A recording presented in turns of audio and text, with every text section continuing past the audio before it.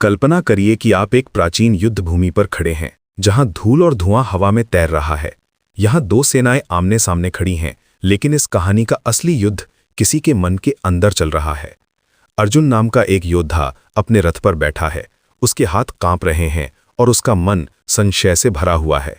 उसके सारथी कृष्ण हैं, जो सिर्फ एक मित्र नहीं बल्कि स्वयं परमात्मा हैं। और आज हम सुनेंगे भगवद गीता के 7वें अध्याय की कहानी, जहां कृष्ण अर्जुन को ज्ञान का वो खजाना देते हैं जो हर इंसान की जिंदगी बदल सकता है। इस अध्याय का नाम है विज्ञान सहित ज्ञान योग। कृष्ण अर्जुन से कहते हैं कि हे पार्थ, मुझ में मन लगाकर मेरी शरण में आकर योग का अभ्यास कर। इस तरह तो मुझे संपूर्ण रूप से बिना किसी संशय के जान जाएगा। यहां कृष्ण सिर्फ थ्योरेटिकल नॉलेज की बात नहीं कर रहे, बल्कि प्रैक्टिकल विजडम की बात कर रहे हैं।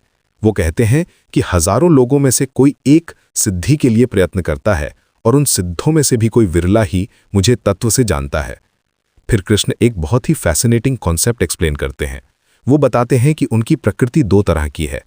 पहली है अपरा प्रकृति, यानी भूमि, जल, अग्नि, वायु, आकाश, मन, बुद्धि और अहंकार। ये 8 तत्व मिलकर मटीरियल वर्ल्ड बनाते हैं। लेकिन इससे भी श्रेष्ठ है परा प्रकृति, जो जीव रूप है और इस संसार को धारण करती है। कल्पना करिए कि आप एक पपेट शो देख रहे हैं। पपेट्स तो दिख रहे हैं, लेकिन असली कलाकार पर्दे के पीछे है। ठीक वैसे ही ये मटीरियल वर्ल्ड तो दिखाई देती है, लेकिन इसके पीछे डिवाइन कॉन्शियसनेस काम कर रही है।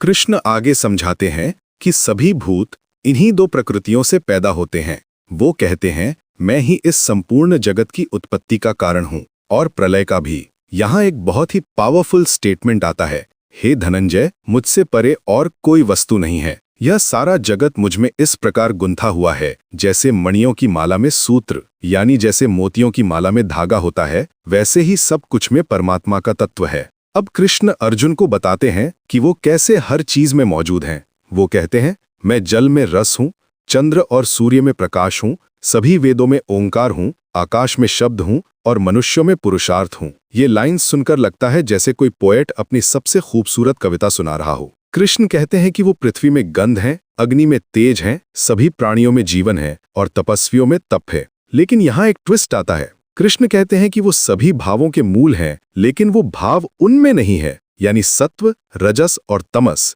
ये तीनों गुण उनसे ही पैदा होते हैं, लेकिन वो इन गुणों से परे हैं। ये कॉन्सेप्ट थोड़ा कॉम्प्लेक्स लग सकता है, लेकिन समझिए कि जैसे एक एक्टर अलग अलग रोल्स प्ले करता है, लेकिन वो खुद उन कैरेक्टर्स से अलग होता है, वैसे ही परमात्मा सभी गुणों का सोर्स है, लेकिन वो खुद इन गुणों से बंधा नहीं है। कृष्ण बताते हैं कि इन तीनों गुणों से मोहित होकर ये संसार उन्हें नहीं पहचानता, जो इन गुणों से अतीत और अविनाशी है। वो कहते हैं कि उनकी ये डिवाइन एनर्जी बहुत ही दुस्तर है, लेकिन जो लोग उनकी शरण में आते हैं वे इस माया को पार कर जाते हैं। यहाँ कृष्ण एक बहुत ही प्रैक्टिकल एडवाइस देते हैं। सरेंडर का मतलब वीकनेस नहीं है, बल्कि ये सबसे बड़ी स्ट्रेंथ है। अब कहानी में एक इंटरेस्टिंग टर्न आता है। कृष्ण बताते हैं कि 4 तरह के लोग उनकी भक्ति करते हैं। पहले हैं आर्थ, यानी दुखी लोग, जो मुसीबत में भगवान को याद करते हैं। दूसरे हैं अर्थार्थी, जो कुछ चाहते हैं और इसके लिए प्रार्थना करते हैं। तीसरे हैं जिज्ञासु, जो सच्चाई जानना चाहते हैं। और चौथे हैं ज्ञानी, जो पहले से ही डिवाइन ट्रूथ को समझते हैं। कृष्ण कहते हैं कि ये सभी उत्तम हैं, लेकिन ज्ञानी तो उनका अपना आत्मा ही है। यहाँ कृष्ण एक बहुत ही टचिंग बात कहते हैं। वो कहते हैं कि ज्ञानी भक्त को वो अपना आत्मा मानते हैं, क्योंकि वो हमेशा उनमें ही स्थित रहता है और उन्हें ही परम गति मानता है। लेकिन साथ ही वो ये भी कहते हैं कि बहुत जन्मों के बाद ज्ञानवान व्यक्ति यह जानकर कि वासुदेव ही सब कुछ है, उनकी शरण में आता है। ऐसा महात्मा बहुत दुर्लभ है। कृष्ण फिर एक्सप्लेन करते हैं कि जिन लोगों की बुद्धि विभिन्न कामनाओं से हर ली गई है, वे अपनी प्रकृति से प्रेरित होकर अन्य देवताओं की पूजा करते हैं।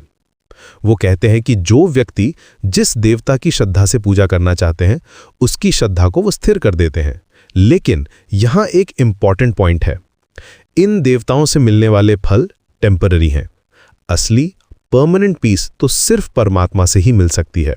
अध्याय के अंत में कृष्ण एक बहुत ही प्रोफाउंड स्टेटमेंट देते हैं। वो कहते हैं, मूढ़ लोग मुझे अव्यक्त परमात्मा को मनुष्य का शरीर धारण किया हुआ समझते हैं। वे मेरे परम अविनाशी और उत्तम भाव को नहीं जानते। यानी लोग सिर्फ कृष्ण के ह्यूमन फॉर्म को देखते हैं, लेकिन उनकी डिवाइन नेचर को नहीं समझते। वो अपनी योग माया से छुपे हुए हैं, इसलिए ये संसार उन्हें नहीं पहचानता। कृष्ण कहते हैं कि वो सभी प्राणियों के भूत, वर्तमान और भविष्य को जानते हैं, लेकिन उन्हें कोई नहीं जानता। वो बताते हैं कि जन्म के समय ही सभी प्राणी इच्छा और द्वेष रूपी द्वंद्व से मोहित हो जाते हैं, लेकिन जिन लोगों के पाप नष्ट हो गए हैं और जो द्वंद्व के मोह से मुक्त हैं, वे दृढ़ व्रत के साथ उनकी भक्ति करते हैं। अंत में कृष्ण एक बहुत ही होपफुल मैसेज देते हैं। वो कहते हैं, जो लोग जरा और मृत्यु से छुटकारा पाने के लिए मेरी शरण में आते हैं, वे उस ब्रह्म को, संपूर्ण अध्यात्म को और सभी कर्मों को जान जाते हैं। यानी जो सच्चे दिल से सरेंडर करते हैं, उन्हें अल्टीमेट नॉलेज मिल जाता है। ये 7वां अध्याय हमें सिखाता है कि परमात्मा हर चीज में मौजूद है, लेकिन साथ ही वो सब कुछ से परे भी हैं। ये एक ब्यूटीफुल पैराडॉक्स है जो हमारी लिमिटेड अंडरस्टैंडिंग को चैलेंज करता है। कृष्ण का मैसेज क्लियर है, चाहे आप दुख में हो, कुछ चाहते हो, सच्चाई खोज रहे हो या पहले से ही वाइज हो, सभी तरह की भक्ति वैल्यूएबल है। लेकिन अल्टीमेट गोल यह है कि हम समझ जाएं कि एवरीथिंग